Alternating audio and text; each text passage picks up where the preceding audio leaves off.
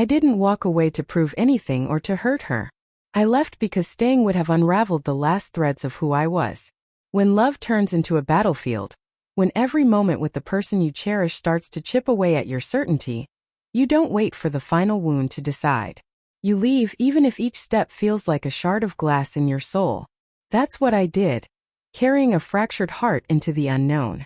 For months I convinced myself she'd moved on, that I was a fleeting chapter she'd closed without a backward glance. I believed I'd faded from her world, until one rainy afternoon when I saw her standing there, soaked and still, and everything I thought I understood about her came undone. We'd once been a single heartbeat, late-night drives to nowhere, laughing over silly private jokes, whispering in the dark about our fears, our hopes, a life we'd build together. It wasn't flawless, but it was ours, raw and vivid, at least to me. Somewhere along the way, though, people slip apart, not always because love dies, but because effort does. That's what happened with her. She stopped reaching for me, and I didn't see it until I was clutching at shadows. The small gestures that tethered us began to fade. No more morning texts to start my day. No more sleepy smiles when I walked through the door. The light in her eyes that once flared for me dimmed, replaced by a distracted glance. I told myself it was temporary, work stress, life's weight, anything but the truth. I clung to the belief that a love like ours couldn't just dissolve. But it wasn't a phase. It was her retreating piece by piece, until I was the only one still fighting to hold us together. The night it all shattered, I'd poured my heart into something simple but deliberate. I cooked dinner, her favorite pasta, a bottle of the wine she loved, candles casting a soft glow. Nothing extravagant, just a gesture to remind her we were still us. She came home late, her eyes barely meeting mine. She didn't notice the table, the effort, the hope I'd laid out. A quick kiss, more habit than feeling, and she sank onto the couch. Is something wrong? I asked, my voice steady despite the knot in my chest. Just tired, she said, her tone flat. I wanted to believe her. But then her phone lit up on the counter, and I saw the message. It wasn't blatant, no confessions, no overt affection, but it carried an intimacy that pierced me. A name I didn't know, words that felt too easy, too familiar.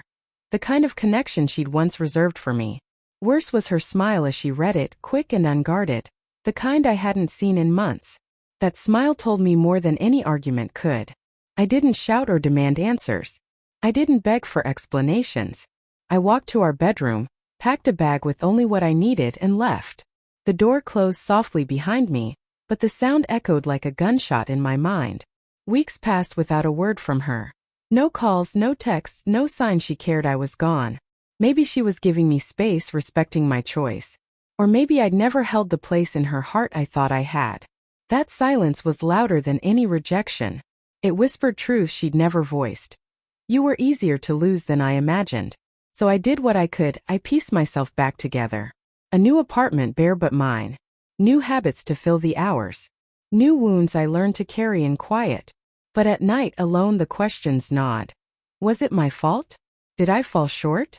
Is she better off without me? I buried them deep, unsure I'd ever find answers. Then came that October day, cold and heavy with rain. The sky was a blur of gray, water falling in steady, gentle waves. I just left the pharmacy, hood up, eyes on the pavement to dodge the wet. Across the street I felt a pull, an instinct to look up. There she was, standing motionless, no umbrella, no coat, rain plastering her hair to her face.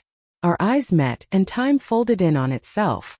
She looked worn, paler, thinner, shadows under her eyes like she hadn't rested in weeks.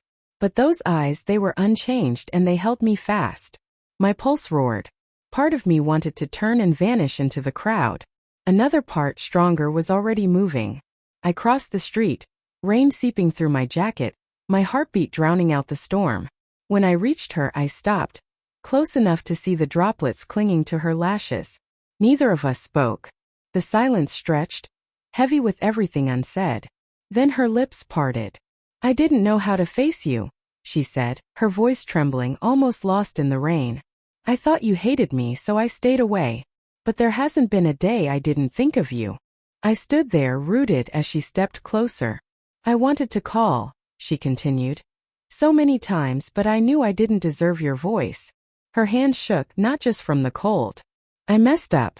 I didn't cheat, not like that, but I gave someone else the part of me that belonged to you. I'll carry that regret forever. I looked at her, rain blurring the edges of the moment. Her lips quivered, her eyes raw with a truth I hadn't seen in her for so long.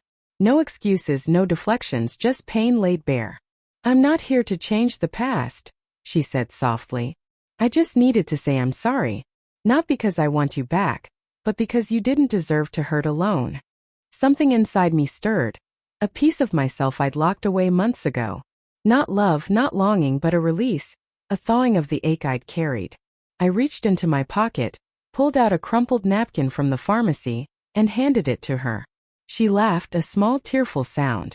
Always thoughtful, she said, dabbing her face. I managed a faint smile. We stood there a moment longer, not as the lovers we'd been, not even as friends, but as two people who'd shared something profound, broken it, and now faced its truth. I'm glad you're okay, she said. So am I replied.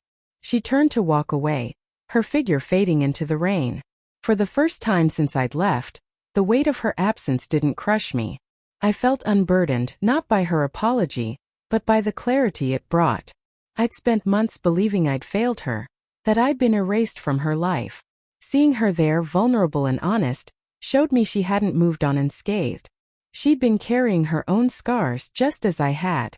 To anyone still holding a ghost in their heart, know this: closure doesn't always arrive when you beg for it. Sometimes it comes unannounced on a rainy street, in a moment you didn't expect. Sometimes healing isn't about reclaiming what was lost, but about letting someone speak their truth, even if it's too late to rebuild.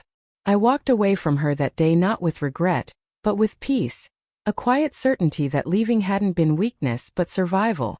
And in that survival, I found a freedom I hadn't known I'd earned.